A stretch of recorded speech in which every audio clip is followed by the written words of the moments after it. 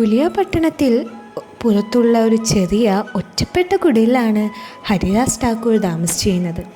അദ്ദേഹത്തിൻ്റെ ഏക സമ്പത്തെന്ന് പറയുന്നത് ഭഗവാന്റെ ആ വിശുദ്ധനാമം മാത്രമാണ്. 3,00,000 തവണ അദ്ദേഹം ഓരോ ദിവസവും നാമം ജപിക്കുമായിരുന്നു.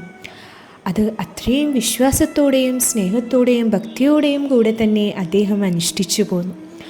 അദ്ദേഹത്തിൻ്റെ വർദ്ധിച്ചു വരുന്ന പ്രശസ്തിയും ആത്മീയ സ്വാധീനവുമൊക്കെ കണ്ട് ആളുകൾക്ക് അസൂയ തോന്നി തുടങ്ങി. അങ്ങനെ അസൂയുള്ള ഒരു ഭൂവുടമ ഒരിക്കൽ അദ്ദേഹത്തെ നശിപ്പിക്കാനായിട്ട് പദ്ധതിയിടുകയാണ്. അദ്ദേഹം പറയും, ഈ മനുഷ്യൻ ഒരു സന്യാസിയായിട്ട് നടിച്ചുകൊണ്ട് അനുയായികളെ തേടുകയാണ്. അപ്പോൾ ആ മനുഷ്യൻ്റെ ആ ഒരു ശരിക്കുള്ള സ്വഭാവം ഞാൻ തുറന്നു കാട്ടി എല്ലാവർക്കും കാണിച്ചു കൊടുക്കും. അങ്ങനെ വശീകരിക്കാനായിട്ട് ഒരു സുന്ദരിയായ ഒരു വേശ്യയെ അയക്കുകയാണ് ഹരിദാസ് ഠാക്കൂറിൻ്റെ അടുത്തേക്ക്.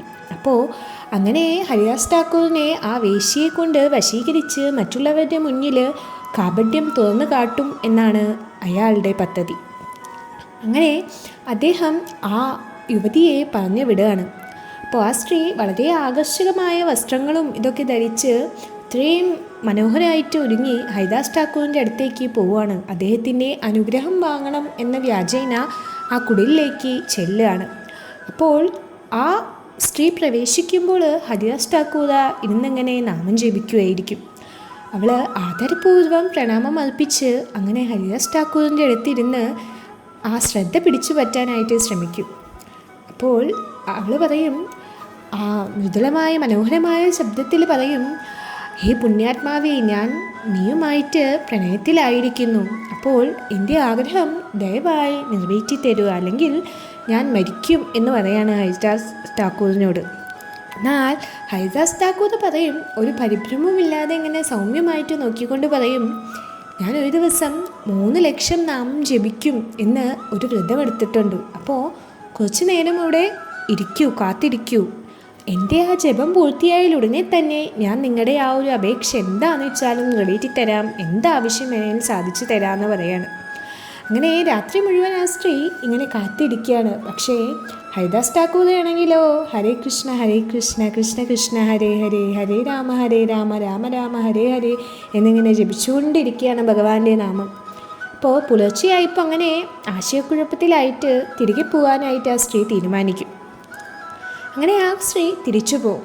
2ാമത്തെയും 3ാമത്തെയും രാത്രി അങ്ങനെ തന്നെ ആ നാമത്തിൻ്റെ ശക്തി ആ സ്ത്രീയുടെ ഹൃദയത്തിൽ ഉണർന്നു വരികയാണ്.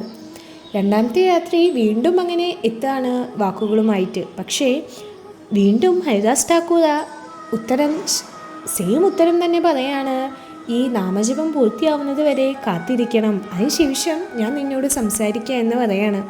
പക്ഷേ വിചിത്രമായൊരു കാര്യം സംഭവിക്കാൻ തുടങ്ങി. എന്താണെന്ന് വെച്ചാൽ ഹരിദാസ് ഠാക്കൂർ ഇങ്ങനെ ജപിക്കുന്നത് കേട്ടിരിക്കുമ്പോൾ പതുക്കെ ആ സ്ത്രീയുടെ ഹൃദയം മാറാൻ തുടങ്ങും.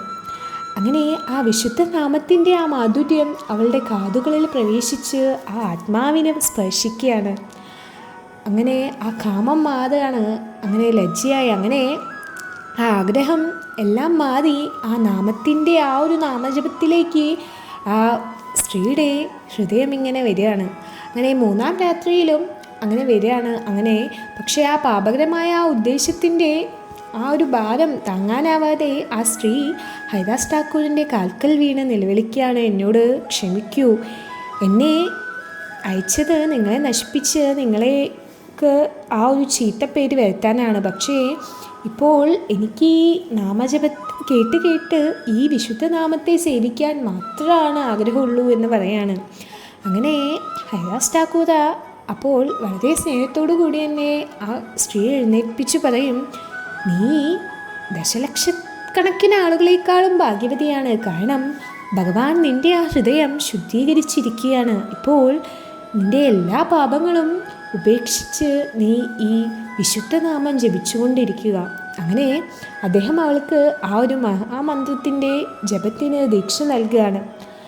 താൻ പോകുന്ന അതേ കുടിലിൽ താമസിക്കാൻ ഉപദേശിക്കുകയും ചെയ്യുകയാണ്. അങ്ങനെ അദ്ദേഹത്തിൻ്റെ നിർദ്ദേശങ്ങൾ പാലിച്ചുകൊണ്ട് തലമുണ്ടനം ചെയ്യും, ലളിതമായ വസ്ത്രം ധരിക്കുകയും തൻ്റെ സമ്പത്തുകളെല്ലാം ദാനം ചെയ്യുകയും ചെയ്ത് തൻ്റെ ആ ഗുരുവിൻ്റെ പോലെ ദിവസവും 3,00,000 ഭഗവാന്റെ നാമങ്ങൾ ജപിക്കാനായിട്ട് തുടങ്ങുകയാണ് ആ സ്ത്രീ.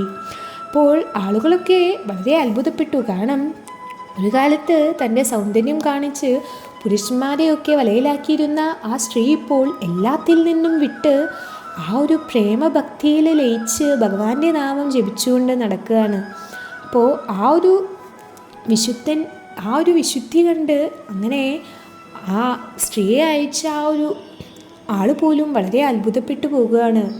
അപ്പോൾ ഹരിദാസ് ഠാക്കൂറുടെ ആ ഒരു സ്വഭാവം, ഒരു പ്രലോഭനങ്ങളിലും ഒരിക്കലും പെടാതെ, എന്നാൽ ആ ഒരു പാപിയായ സ്ത്രീയെ അദ്ദേഹം വിശുദ്ധയാക്കി മാറ്റുകയും ചെയ്തു. അപ്പോൾ അന്ന് മുതൽ ആളുകളൊന്നും അദ്ദേഹത്തെ പിന്നെ ഒന്നും പരീക്ഷിക്കാനൊന്നും വന്നിട്ടില്ല. അപ്പോൾ ആ ഒരു നാമജപത്തിൻ്റെ ആ ഒരു ആചാര്യനായി തന്നെ അദ്ദേഹത്തെ എല്ലാവരും ആദരിച്ചും തുടങ്ങി. അപ്പോൾ വിശുദ്ധ നാമത്തിൻ്റെ ആ ഒരു ശക്തി അതാണ്. വിശ്വാസത്തോടു കൂടിയും ഭക്തിയോടു കൂടിയും ജപിക്കുകയല്ല, നമ്മളത് കേട്ടാൽ പോലും നമ്മളെ അത് ശുദ്ധീകരിക്കും എന്നാണ് പറയുന്നത്. അപ്പോൾ നമ്മൾ പഠിക്കേണ്ട കാര്യങ്ങൾ എന്തൊക്കെയാണെന്ന് വെച്ചാൽ, നമ്മളപ്പോൾ വിശുദ്ധ നാമം അത് നമ്മൾ എത്ര വളഞ്ഞ രീതിയിൽ കേൾക്കുകയാണെങ്കിൽ പോലും ഏറ്റവും പാപിയായ ഹൃദയങ്ങളെ പോലും അത് ശുദ്ധീകരിക്കും എന്നുള്ളതാണ്. അതുപോലെ തന്നെ ലൗകികമായ എന്ത് പ്രലോഭനങ്ങളുണ്ടായാലും എന്ത് പരീക്ഷണങ്ങളുണ്ടായാലും ഒരു യഥാർത്ഥ ഭക്തൻ, ഒരു ശുദ്ധഭക്തൻ ഒരിക്കലും അതിലൊന്നും അകപ്പെടുന്നില്ല. ഒരു ശുദ്ധഭക്തൻ എപ്പോഴും ഭഗവാന്റെ ആ നാമജപത്തിൽ ഭഗവാനെ സേവിച്ചു കൊണ്ടേയിരിക്കും. അതുപോലെ തന്നെ ആ നാമജപം സാമൂഹ്യമായ പദവിയോ സ്ത്രീ പുരുഷനെന്ന ഭാവമോ ഒന്നുമില്ലാതെയാണ് ആ നാമജപത്തിൻ്റെ ശക്തി എല്ലാവർക്കും. അതായത് നമ്മൾ ആത്മാർത്ഥമായിട്ട് ജപിക്കുകയാണെങ്കിൽ ഒരു വേദവും വേറെ ഒരു ഡിഫറൻസ് ഒന്നുമില്ലാതെ നമുക്ക് ആത്മാർത്ഥമായിട്ട് നമ്മൾ ജപിക്കുകയാണെങ്കിൽ നമ്മൾ എങ്ങനെയുള്ള ആളുകളായാലും എല്ലാവർക്കും ആ ഭക്തിയിലേക്ക് എത്താനും ജീവിതത്തിൻ്റെ ആ ഒരു പൂർണ്ണത കൈവരിക്കാനും സാധിക്കും എന്നാണ് പറയുന്നത്. അപ്പോൾ ഹരിദാസ് ഠാക്കൂർ നമ്മളെ പഠിപ്പിച്ചതുപോലെ ആ ഒരു വിശുദ്ധ നാമം അതൊരു വട്ടം കേട്ടാൽ പോലും അതിൻ്റെ ഒരു വട്ടത്തെ ഉച്ചാരണം പോലും ഒരു ആത്മാവിനെ അത് മോചിപ്പിക്കും എന്നാണ് പറയുന്നത്. ഹരേ കൃഷ്ണ.